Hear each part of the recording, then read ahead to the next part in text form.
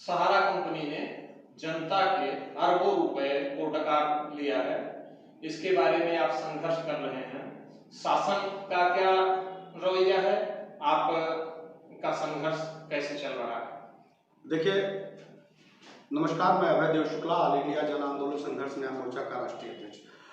देश भर में ऑल इंडिया जन आंदोलन संघर्ष न्याय मोर्चा देश के करोड़ों जमाकर्ता और कार्यकर्ताओं की लड़ाई लड़ रहा है। आज ये लड़ाई क्यों लड़नी पड़ रही है, ये बात मीडिया के माध्यम से मैं देश भर के लोगों पे ये बात अवगत कराना चाहता हूँ। और शासन और प्रशासन की क्या भूमिका, अभी आपने प्रश्न किया, तो जिस देश में संवैधानिक रूप से एक शोषित, पीड़ित, वंचितों के लिए सरकारों का चयन होता है, लोग जनप्रतिनिधि चुनते हैं और उनको सांसद, विधायक और देश के प्रधानमंत्री और मुख्यमंत्री की कुर्सी पर बैठाते हैं, वो अपनी जिम्मेदारी से आज देश के करोड़ों पीड़ित लोग, जो करोड़ों पीड़ित लोग हैं, उन लोगों के विषय में सोचना बंद कर दिया है। वो पूंजीपतियों के हाथों की कठपुतली बन गए हैं। इस नाते आज देश भर के गरीब पीड़ित लोग आज अपने पैसे के लिए दर दर की ठोकरें खा रहे हैं और कानून की नैतिक जिम्मेदारी प्रशासनिक अमलों के लिए दी गई है, वो कानून अपने पद का दायित्व का निर्वहन नहीं कर रहा, लिहाजा उनको न्याय नहीं मिल पा रहा। अभी तक आपके आंदोलन की क्या स्थिति रही है? देखिए, आंदोलन की स्थिति में हम लोगों ने मैं बहुत गौरवशाली हूँ कि मैं बस्ती मेरी मातृभूमि है और इस बस्ती जनपद से हमने देश में 27 नवंबर को एक कार्यक्रम को बस्ती में रखा था, जिसमें हजारों की संख्या में पीड़ित निवेशक आए थे। और इस 1-1.5 साल 2 साल के अंदर देश के विभिन्न हिस्सों में हम लोगों ने देश भर में आंदोलन की गति को तैयार किया और बस्ती से होते हुए लखनऊ, गोरखपुर, देवरिया, बनारस, फिर उत्तर प्रदेश से होते हुए बिहार, छत्तीसगढ़, मध्य प्रदेश, राजस्थान जैसे विभिन्न राज्यों में, उड़ीसा तक हम लोग गए और अंततः दिल्ली जंतर मंतर पे जाके देश की सरकार से बताने की कोशिश करी और अपनी न्याय मांगी।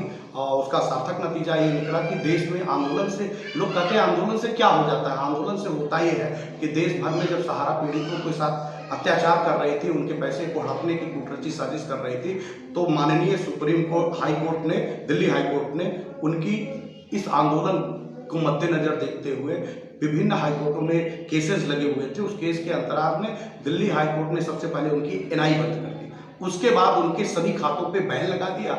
और इस आंदोलन से होता क्या है, इस आंदोलन से जब देश में लोग मर रहे थे, कार्यकर्ता आत्महत्या कर रहे थे जगह जगह पे, तो उनका आत्मबल इससे बढ़ा और लोगों ने आत्महत्या करना बंद किया और संघर्ष करने निकल पड़े। उनको अंदर एक एनर्जी आई।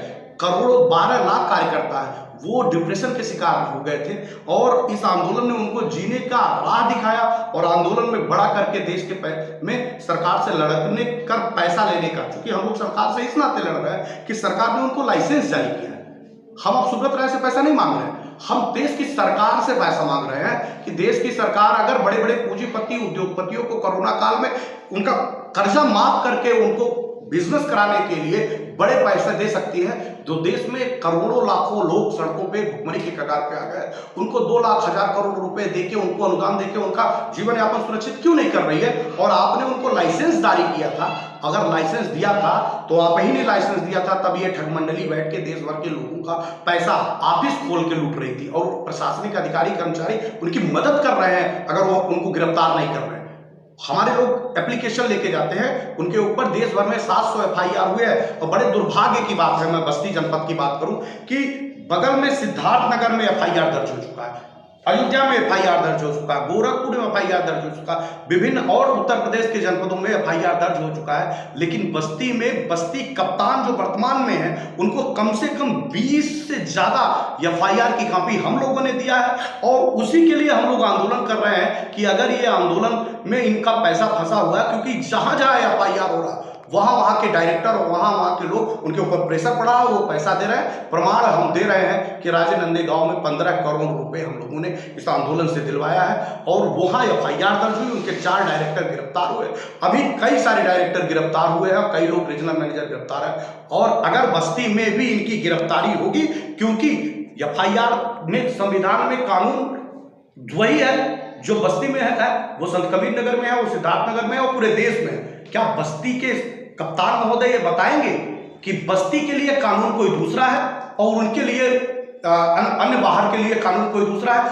बाहर एफआईआर उसी उत्तर प्रदेश में उसी आधार पे कैसे हो जा रहे हैं और बस्ती में क्यों नहीं हो हो रहे, क्या कोई ऐसा बड़ा आपके ऊपर कोई दबाव है या फिर बहुत बड़े बड़े लोगों की घटिया हमारे समाज में उनके द्वारा घूमती हुई दिखाई दे रही है? कहीं ऐसा तो नहीं किसी प्रभाव में आ गए हैं और हमारा मुकदमा, हमारे लोगों का मुकदमा नहीं दर्ज कर रहा है? एक व्यक्ति जो आंदोलन करता हो उसको 2 बजे रात को आप गिरफ्तार कर लेते हो और वो 20 गाड़ियां ले जाके गिरफ्तार कराते हो, और वही व्यक्ति जिस व्यक्ति को सौंपा गया उसके ऊपर गंभीर आपराधिक मुकदमा थे शकील अहमद के ऊपर और मुकदमे दर्ज किए गए, उन्हीं पब्लिक के लोगों के द्वारा उनको सौंपा गया और उसको आप 11:30 बजे उसी से तहरीर लेके उसी आंदोलनकारियों के ऊपर मुकदमा दर्ज कराने का काम करते हैं। ये कहां का न्याय था?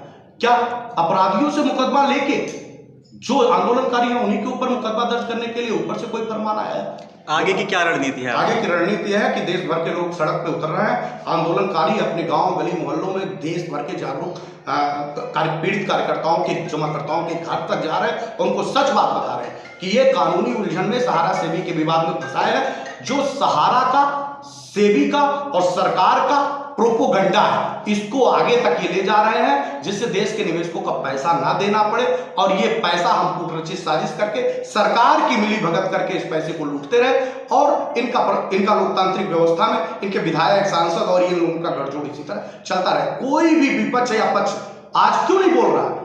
वो देश का प्रतिनिधि है, जनता का प्रतिनिधि है, और जनता जब त्रस्त है तो आखिर ये जनप्रतिनिधि किस प्रभाव में नहीं बोल रहे हैं? क्यों सदन में नहीं उठाना चाहते? क्यों देश की जनता इनको वोट देती?